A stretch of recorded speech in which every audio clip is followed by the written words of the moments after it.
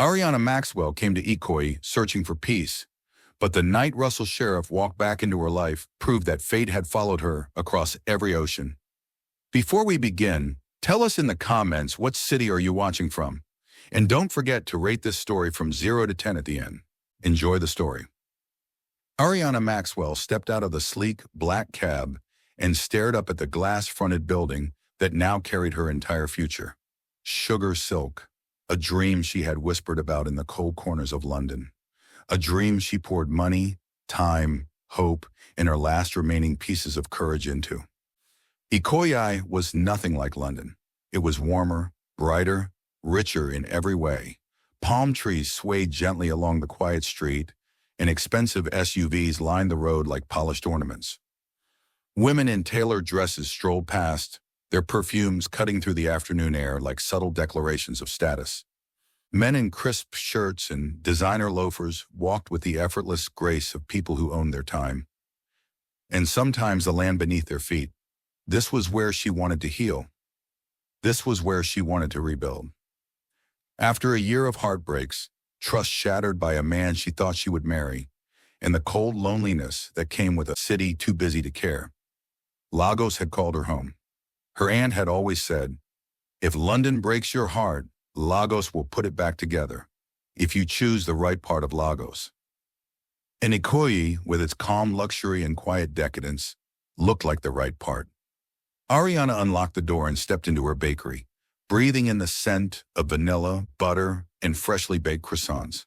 She had spent weeks perfecting every corner. White marble counters, blush pink walls, gold accents, and an array of delicate pastries displayed like edible jewelry. Sugar Silk was elegance, softness, craftsmanship. It was her. And in the first 2 weeks, Ikoyi embraced her warmly. Customers loved her pastries, influencers posted her treats, and wealthy families stopped by after school runs. Everything felt perfect until the letter arrived. No name, no signature, just a sheet of thick off-white paper slipped under her door at dawn. "Leave Ikoyi. Close the bakery while you still can." Arianna stared at it for minutes, reading the same line over and over, her heart squeezed with a quiet dread she didn't want to name. She told herself it was a prank, or a jealous ex-co-worker from London.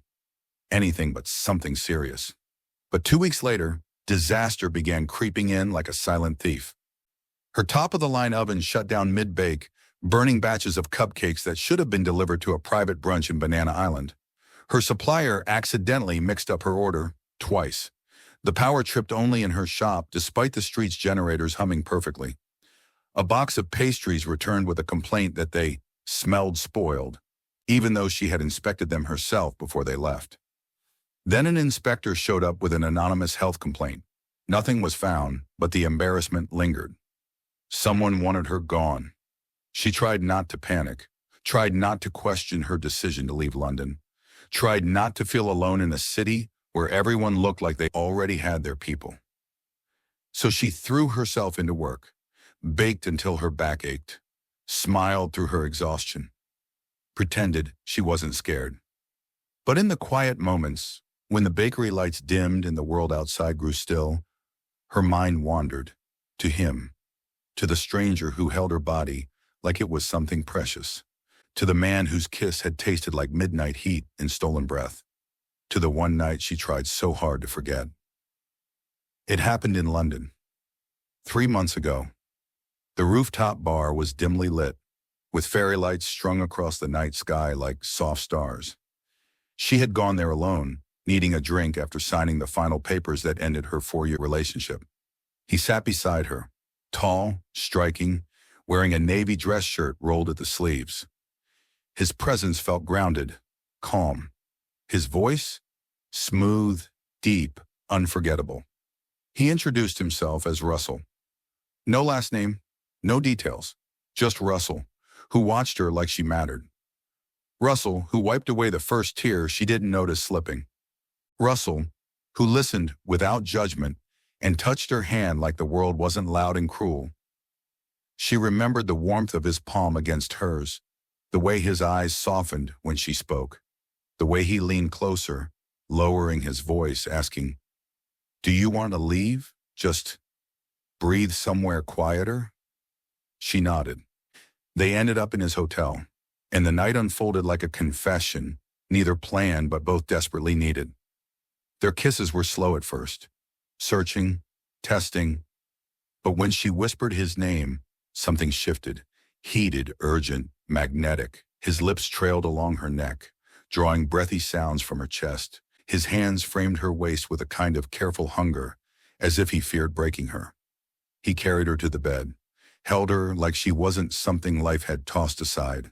Their bodies moved in perfect rhythm. Soft gasps, tangled sheets, the delicate arch of her back against him, the warm hush of his breath against her ear. The city lights spilled through the window, turning their silhouettes into one. In that moment, she forgot the heartbreak, forgot betrayal, forgot everything except the way Russell made her feel alive again. It wasn't graphic, wasn't wild, wasn't careless. It was intimate, tender, a release of two wounded hearts meeting by accident. Afterward, he traced circles on her shoulder, whispered something about wishing he had met her sooner, then fell asleep holding her. By morning, he was gone. No note, no explanation. Just a memory that felt too beautiful to be real. Arianna told herself it was fine. It was a one-time thing, a moment suspended in time.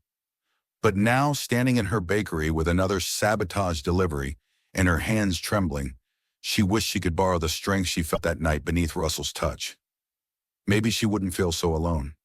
A soft knock snapped her back to the present.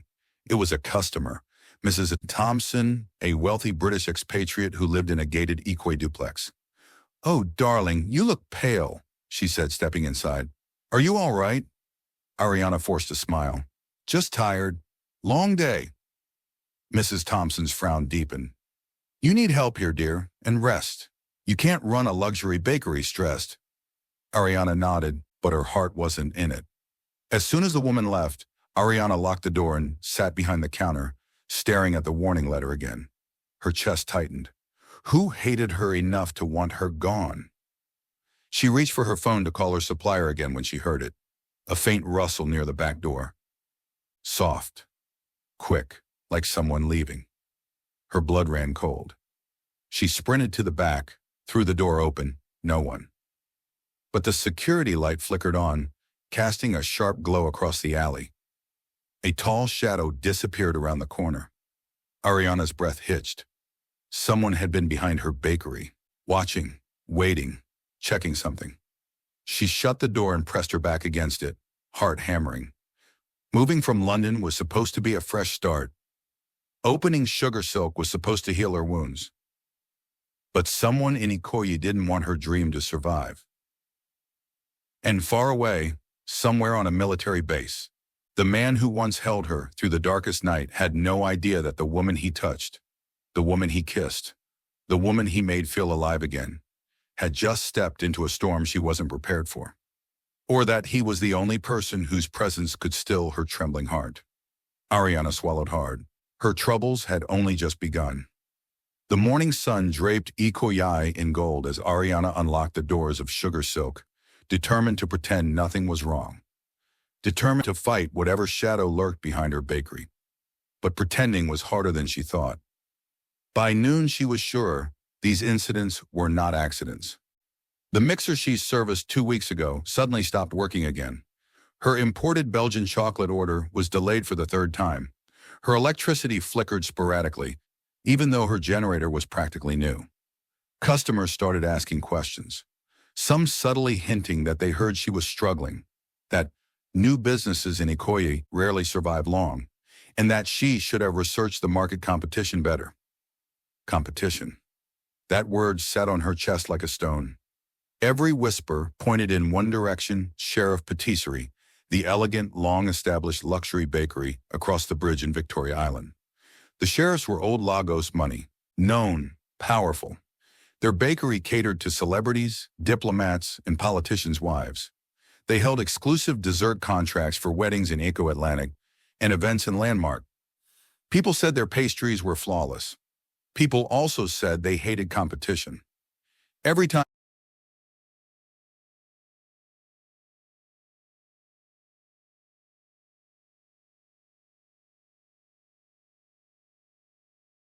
inevitably mentioned them.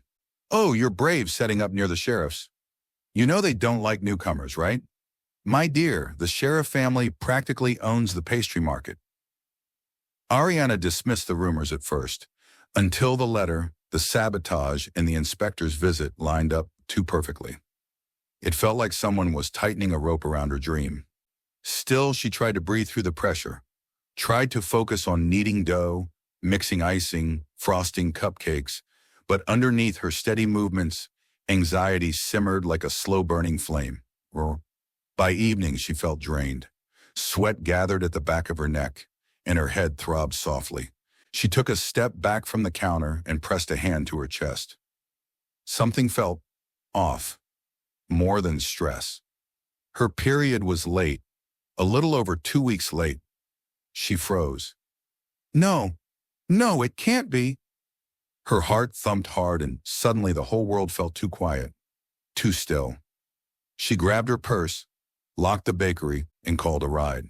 The driver dropped her at a pharmacy in Falomo, watching her through the mirror as she walked in with shaking hands. She bought what she needed quickly, 2 pregnancy test kits, and hurried back home, barely breathing. The test sat on her bathroom counter like a bomb. She paced the small bedroom of her short-let apartment, one hand over her mouth, the other clutching the instructions paper, even though she'd read every line twice. Her heart raced, her palms were sweaty, her mind kept replaying that night in London. The rooftop bar, his deep, grounding voice, his warm hands on her waist, the way his breath had grazed her neck as he whispered her name like a secret, the way he held her close afterwards, like he didn't want the moment to end. She didn't know his last name. She didn't know where he lived. She didn't know where he worked. She didn't even know if he lived in London or was just passing through like her. All she had was a memory that felt like a dream, and a possibility that now terrified her. Arianna finally forced herself into the bathroom and took the test.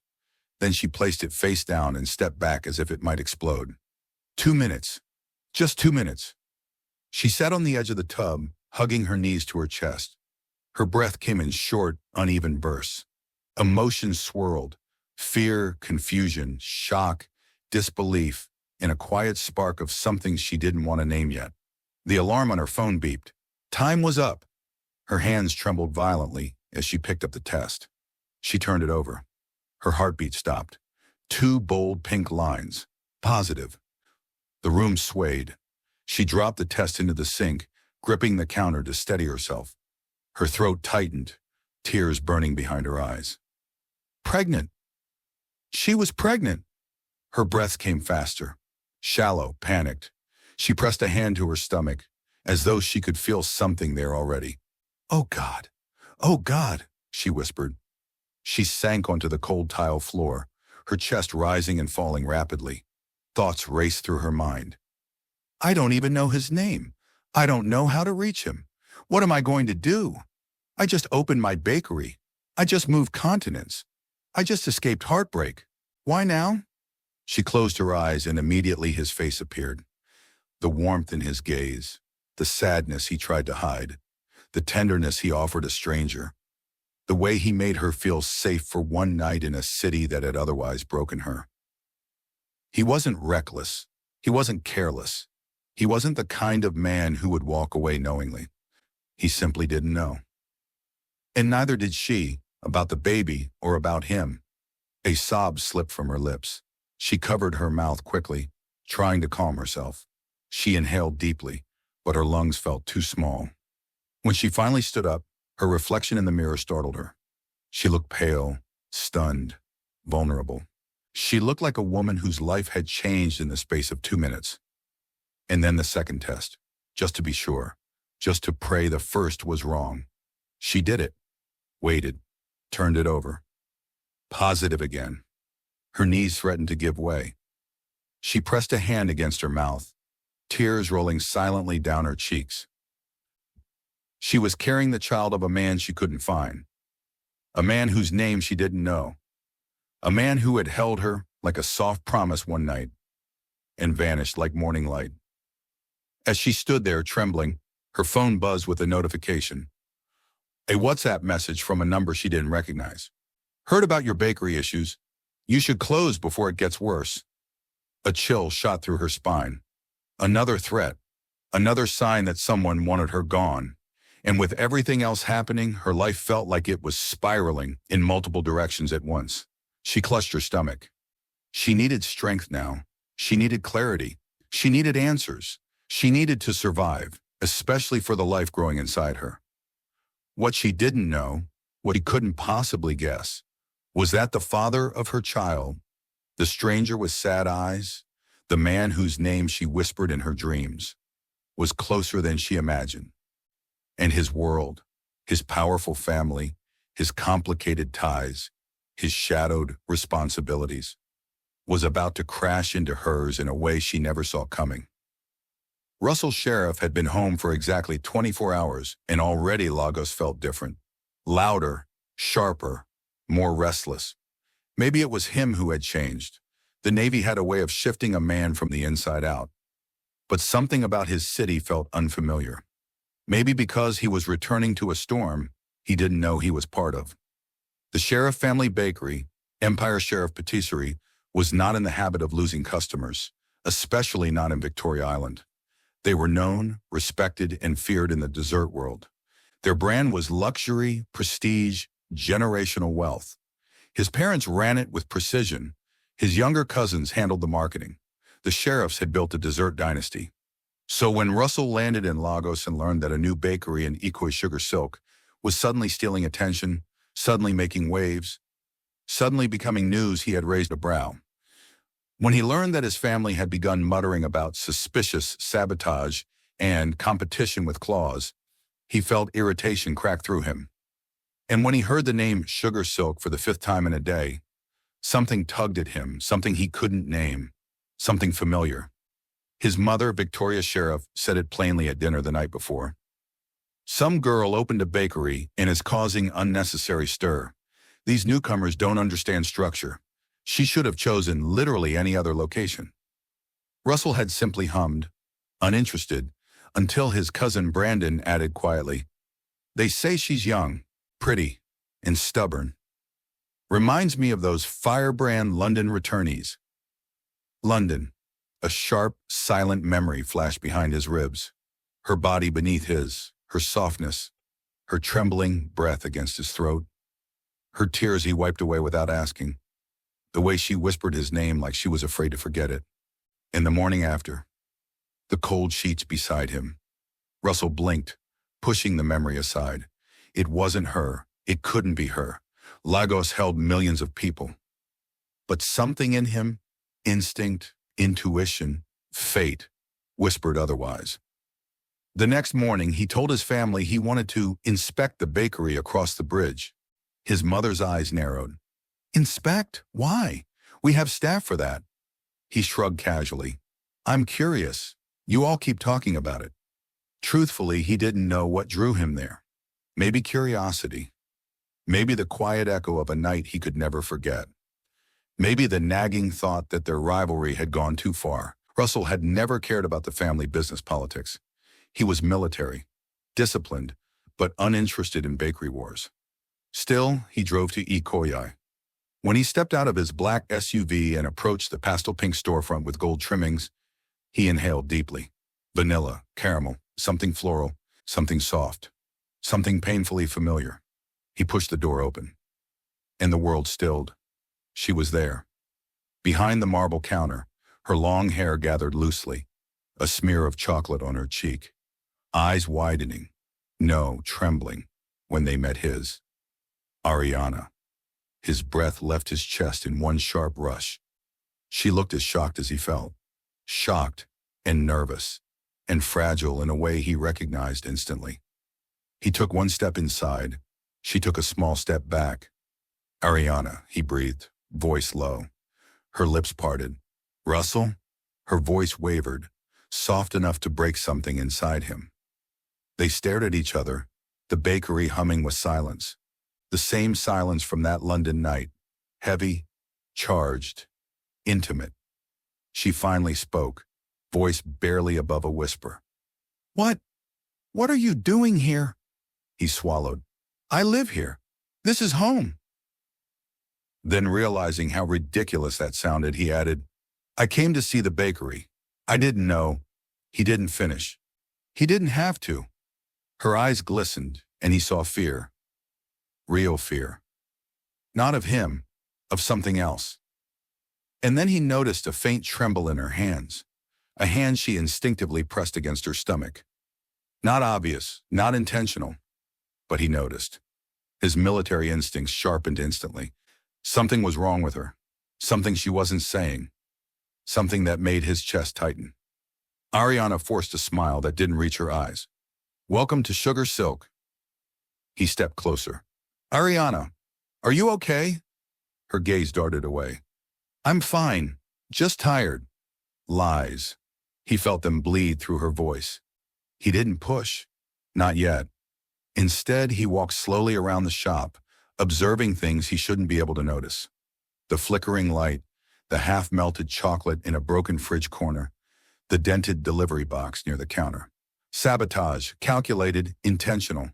He clenched his jaw. His family. They were behind this, at least partially. He could feel it. But the moment he looked back at Arianna, another truth slammed into him. He wanted to protect her. Not because she was a competitor. Not because she was vulnerable. Not because she was alone. But because she was Arianna, the woman who had pressed her face against his chest in London and whispered, I don't want to feel alone tonight. The woman whose touch still haunted him. He walked up to her again. Arianna, can we talk privately? She stiffened. There's nothing to talk about. Arianna. His voice softened in a way he didn't know it could. She exhaled shakily, then motioned toward the back. The moment the office door clicked shut, she turned away, gripping the edge of the desk. Russell, why now? Why here? He took a slow breath. I didn't know it was you. I didn't know you were the one my family was talking about. Her shoulders tensed. Your family, the sheriffs? He winced. Yes. She closed her eyes. So it's true, she whispered. The rival bakery belongs to you. He stepped closer. Arianna, I didn't sabotage anything. I didn't even know about Sugar Silk until yesterday. That doesn't change anything, she said, voice cracking. You're still part of them. He gently placed a hand on the desk beside hers, close but not touching. Arianna, look at me. Slowly she turned. His eyes softened. I'm not your enemy. Her lips parted as if to say something, but emotion flooded her eyes instead. She blinked and a tear fell. He reached instinctively, brushing it away with his thumb, just like he did in London. She froze. Her eyes darted away again, but his hand followed her gently. Arianna, what's wrong? She shook her head quickly and wiped her tears. I can't talk about this. He frowned. Talk about what? Nothing. She stepped back. Just leave it. But he saw it. The subtle tremble, her hand brushing lightly over her stomach. The exhaustion etched into her face, the panic beneath her breath. He had seen pregnant women before, soldiers' wives, distant acquaintances. He knew the signs. And suddenly the timeline clicked. London, 3 months ago. Her trembling that night. Her vanish by morning. Her silence. His heart slammed into his ribs. Arianna? His voice dropped. You're pregnant. She froze like a statue. He stepped closer. It's me, isn't it? Her knees nearly buckled, and she backed into the desk, eyes wide, terrified. I didn't know how to find you, she whispered brokenly. You left before I woke up. Guilt tore through him. I never meant to disappear, he said, voice thick. I got called back to base that morning. I didn't even know where you went. Tears fell softly down her cheeks. I didn't want to drag you into this, she said. Your family already hates me. And now this bakery sabotage. Russell, I don't even know what to do. He closed the distance between them in 2 slow steps and placed his hands gently on her shoulders. Steady, grounding, warm. Arianna, he whispered, voice deep, low, certain. Listen to me. She looked up, breath shaking. I'm here now, he said, and I'm not going anywhere. Her lip trembled. But your family? I don't care about the rivalry. His jaw tightened. If they are responsible for even half of what's happening to you, I will deal with them. Russell. He slid a hand to her cheek, lifting her face to his. That night wasn't a mistake, he murmured. You weren't a mistake, and this baby definitely isn't a mistake. Her breath hitched. Something warm flickered in her eyes, fear mixed with hope. For the first time since arriving in Lagos, Arianna felt her heart steady. Not because she was safe, but because he was there. And Russell Sheriff, the man she least expected to walk through her bakery doors, now looked at her like she was the only thing in Lagos worth protecting. Arianna had never seen an electrical spark that bright. It burst from the socket behind the pastry display like a small explosion, crackling violently before the lights went out. Flour dust rained from a nearby shelf, and a burnt smell hit the air. She stumbled backward, her heart slamming against her ribs. If she had been standing one step closer, her hand would have been right over the metal plug. One step. She pressed her palm against her chest, shaking as she stared at the scorched socket. This was no accident. It was deliberate, and it was deadly. Within seconds, Russell was at her side. He had been in the back office organizing some paperwork when he heard her startled cry. His footsteps were fast, sharp, echoing through the bakery until he burst into the front room and saw her trembling. Arianna! He pulled her into his arms instantly. Are you hurt? She shook her head against his chest, still breathless. The socket, it sparked. It was like fire. Russell turned her gently and inspected the wall. His jaw tightened so hard a muscle jumped beneath his cheek. He knelt down, studying the wires exposed through the charred plastic. Someone had tampered with it, not clumsily, expertly. I'm calling an electrician, he muttered, already pulling out his phone. And after that, we're calling security. Arianna grabbed his arm. Russell, I can't afford private security. You're not paying for anything, he said, voice firm. Not while your life is being threatened. Her eyes widened, a mix of fear and something softer. You don't have to. Yes, I do. The conviction in his tone silenced her. He stayed with her until the electrician, a trusted friend of his from Navy training, arrived. The man confirmed what Russell already suspected. The wires had been loosened and swapped intentionally. This wasn't luck, he said gravely. Someone wanted this place to burn. Arianna's face drained of color. Russell stood beside her, one hand resting protectively on her lower back. We're installing cameras, tonight, everywhere. She didn't argue. She couldn't. Her bakery, her dream, her safe place had nearly become a trap. By afternoon, things got worse. As Arianna stepped outside to take out the trash, she spotted something wedged in her doorframe. A folded paper. Her breath stilled. Hands trembling, she opened it.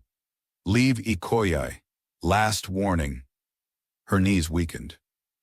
The world blurred. Her pulse hammered loudly in her ears. Russell saw the paper flutter from her fingers and the panic on her face. His expression changed, darkened, into something lethal. Arianna, he whispered, picking up the note. This ends today. She shook her head frantically. Russell, don't! He stepped closer and cupped her cheeks with both hands, grounding her. I won't let anyone hurt you. The sincerity in his voice, the fire in his eyes, the protectiveness radiating off him. It made her heart stutter. She swallowed hard. Your family. I don't care, he cut in quietly. I don't care who is behind this. They're going to stop. He didn't say even if it's someone I know. But she heard it, felt it. Later that evening, Sugar Silk felt strangely quiet. The sun dipped behind the tall Ikoyi buildings, casting long shadows across the bakery floor. Russell stayed, refusing to leave her alone. He checked every door, every window, every corner. Arianna watched him from the counter, where she sat with her hands wrapped around a warm cup of tea. His movements were precise, disciplined, military training evident in every step. The tension in his posture made her chest ache. He cared, more than he admitted, more than she let herself believe. He turned toward her and caught her staring. His expression softened. "You're safe now." She lowered her gaze. "You keep saying that, because it's true, until you leave." He froze. She didn't want to say it, didn't want to sound needy or afraid, but the words slipped out like an old wound reopening. "I know you're only here on leave," she whispered. "In a few weeks you'll go back to the Navy, back to your life, and I'll still be here, alone." She didn't mention the baby, but he felt it in every word she didn't say.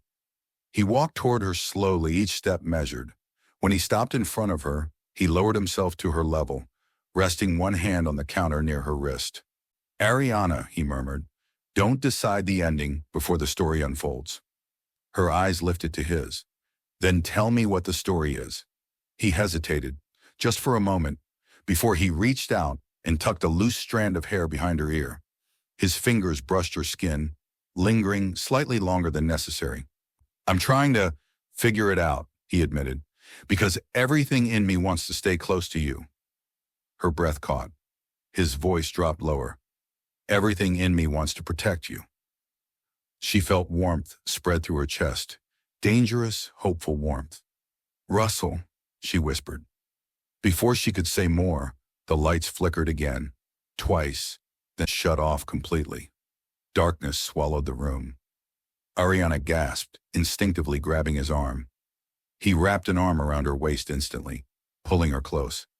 "It's okay," he murmured near her ear. "I've got you." His closeness, his warmth, the steady beat of his heart, it calmed her instantly. He pulled out his phone and switched on the flashlight, scanning the floors, walls, and wiring again. When he reached the back of the bakery, the beam of light caught something metallic on the ground, 2 loose screws and a small tool left near the generator. His blood ran cold. Someone had turned off the generator manually. Someone had been inside, recently. He stormed back to Arianna, grabbing her hand. "We're leaving. Now." "Russell." "No arguments," he said, voice sharp with worry. "Whoever is doing this is getting bold. Too bold." She let him lead her outside, fear knotting tightly in her stomach. "Where are we going?" she asked softly. "To somewhere safe." She hesitated. "Russell, your family. My family isn't your concern. Your safety is." He opened the door of his SUV and helped her in, his touch gentle, but his expression furious. As he drove away from the bakery, Arianna watched him through the corner of her eye. The way his jaw clenched, the way his fingers tightened around the steering wheel, the way he kept glancing at her, as if checking she was still breathing. He wasn't just being protective. He was being personal. Deeply personal. Yet the fear lingered in her chest. She placed a hand protectively over her stomach, hidden beneath her loose blouse. If Russell discovered the truth about the pregnancy, everything would change. He would blame her. Or worse, he would feel obligated. And she didn't know which terrified her more. But one thing was certain. The threats were increasing. The sabotage was deliberate. Someone wanted Sugar Silk closed permanently, and they didn't care who got hurt in the process. Arianna wasn't just fighting a rival bakery anymore. She was fighting for her life, and Russell Sheriff was quickly becoming the only shield she had left. The final blow came on a quiet Thursday morning. Arianna had just opened Sugar Silk when the scent of smoke hit her nose. Sharp, wrong, burning. She froze, eyes darting around until she saw it, thin wisps of gray smoke curling from the back door. "Russell!" she shouted, terror squeezing her throat. He was there in seconds, sprinting from the supply room. They raced toward the back, and when he yanked the door open, the truth slammed into them. Someone had set a small fire beside the generator, papers soaked in fuel, charred at the edges. One spark would have turned Sugar Silk into ashes. Arianna's knees weakened. Russell caught her before she fell. "This is the last straw," he growled, voice deep, furious. "I'm ending this. Today." She clung to him, trembling. "Russell, be careful." But he was already gone before her words fully left her lips, his shoulders stiff with a rage she had never seen before. Sheriff Patisserie Headquarters, Victoria Island. Russell stormed through the glossy black doors of his family's headquarters, ignoring the receptionist calling his name. His footsteps echoed through the marble hallway, every step fueled by a fire he could no longer contain. He didn't knock when he entered the board meeting. His mother, Victoria Sheriff, sat at the head of the long table. His father, Charles Sheriff, beside her. His cousins, Brandon and Lucas, scattered across the seats. All heads turned. "Russell," Victoria frowned. "You're interrupting." "Good," he snapped, "because this can't wait." Charles stood. "What is the meaning of this? You've been acting strange since you returned." Russell slapped a photo onto the table. The burnt remains of the letter. "Leave Ikoyi. Last warning." Several gasps echoed. Victoria's eyes narrowed. "Where did you get this?" "From the door of Sugar Silk." Silence dropped. "You visited them?" Lucas blurted. "Are you trying to spy or something?" Russell shot him a deadly glare. "I'm not spying. I'm protecting." Victoria straightened. "Protecting who exactly?" "Arianna Maxwell." Every face shifted. Confusion, shock, and in one pair of eyes, guilt. Russell noticed immediately. Brandon. Brandon's throat bobbed in a hard swallow. His gaze dropped to the table.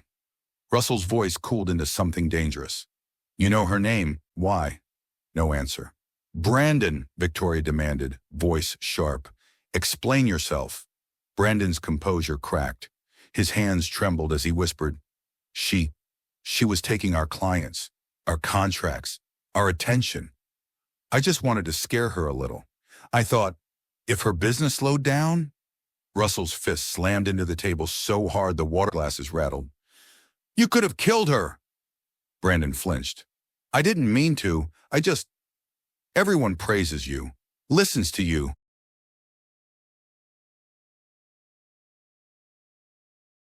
Waits for you. And I'm invisible. I wanted to prove I could defend the family too. By attacking a woman alone in Ikoyi?" Russell's voice deepened, controlled only by sheer force. "By threatening her? By setting a fire near her generator?" Gasps filled the room. "It wasn't," Brandon's voice cracked. "I didn't set the fire. I only loosened wires and disrupted deliveries. I swear, someone outside must have escalated it." But Russell heard nothing after the first part. His hands shook with barely contained fury.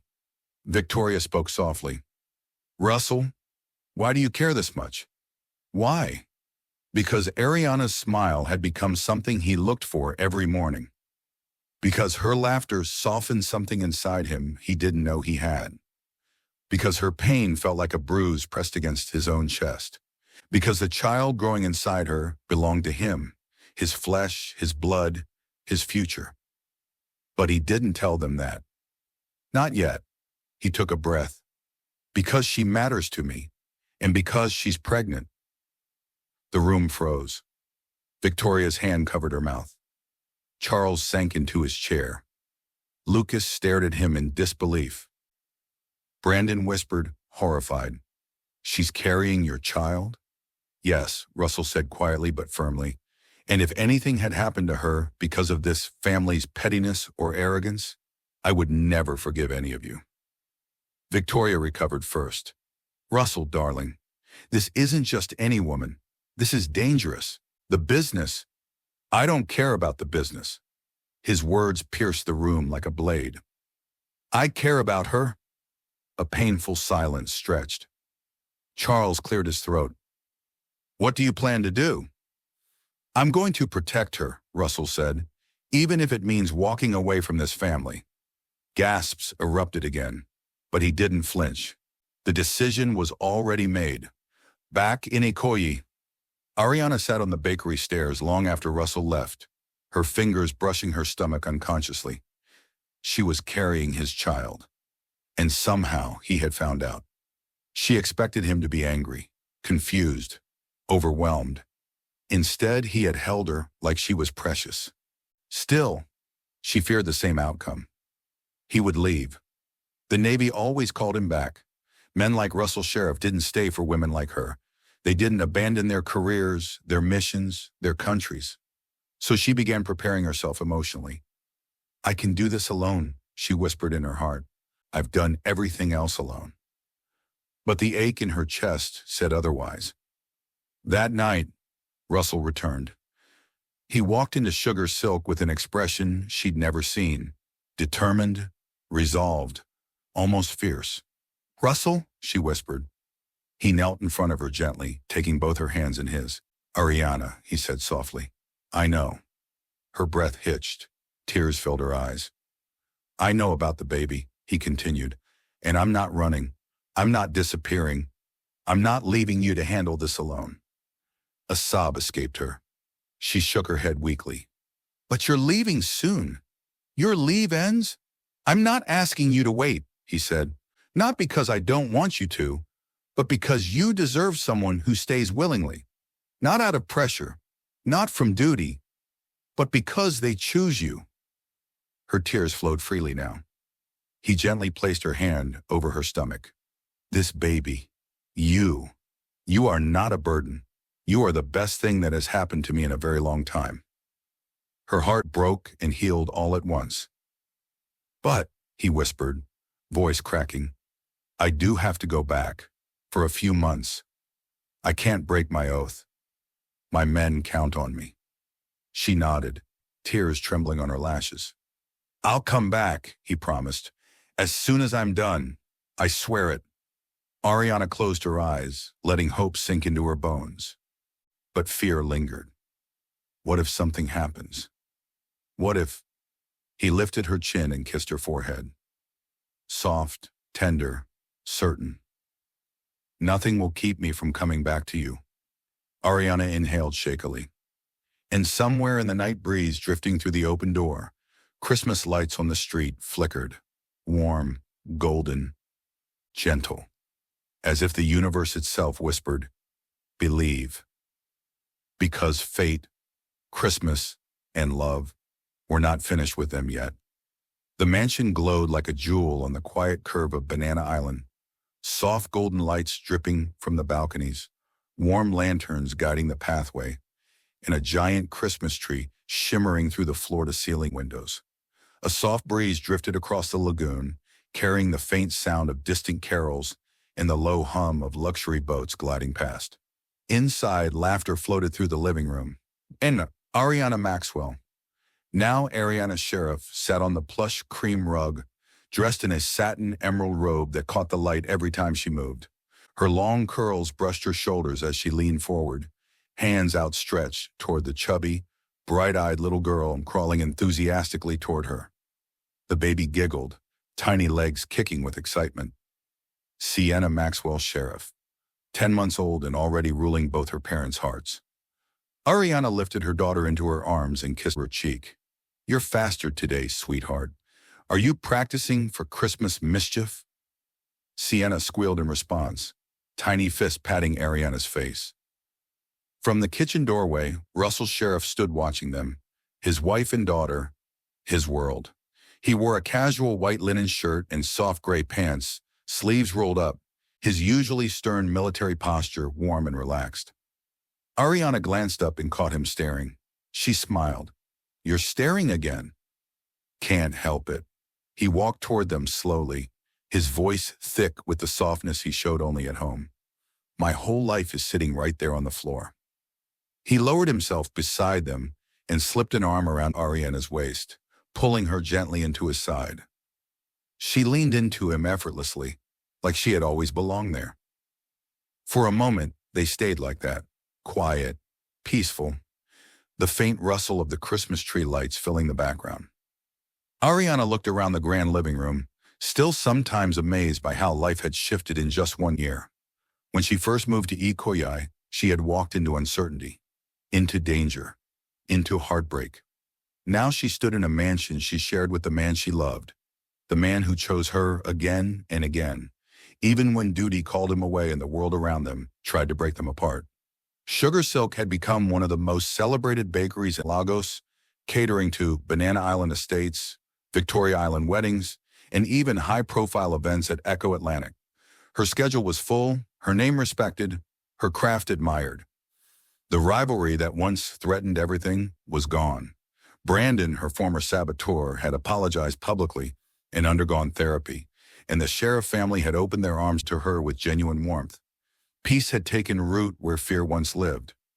Russell reached out and touched Sienna's tiny hand. "She has your smile," Arianna murmured. "And your stubbornness," he teased.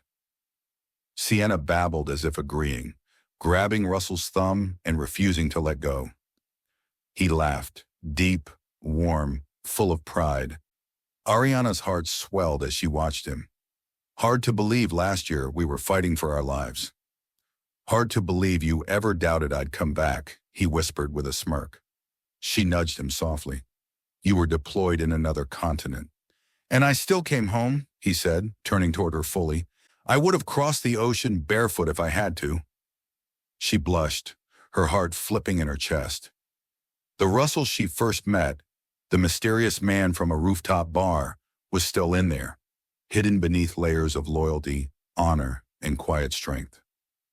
He pulled her closer, voice dropping into the tender tone that always melted her. "Arianna." He kissed her slowly, gently, familiar, deep, safe. When he pulled back, she was breathless.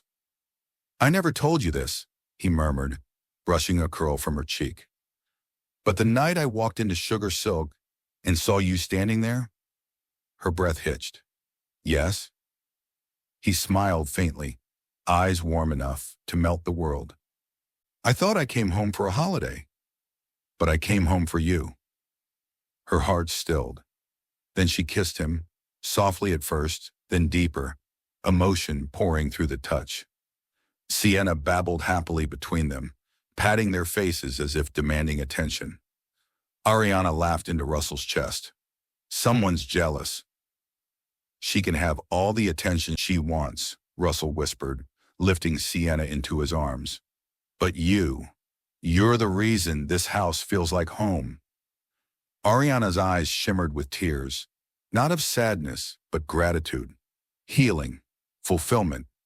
Outside, the lagoon sparkled beneath the Christmas lights. Inside, warmth wrapped around them like a gentle embrace. Russell held his daughter with one arm and reached for Ariana's hand with the other. "Ready for Christmas dinner?" he asked. She nodded, her smile radiant. "Ready for everything, as long as it's with you." And together, hand in hand, they stepped toward the dining room where love, peace, and the promise of forever waited for them.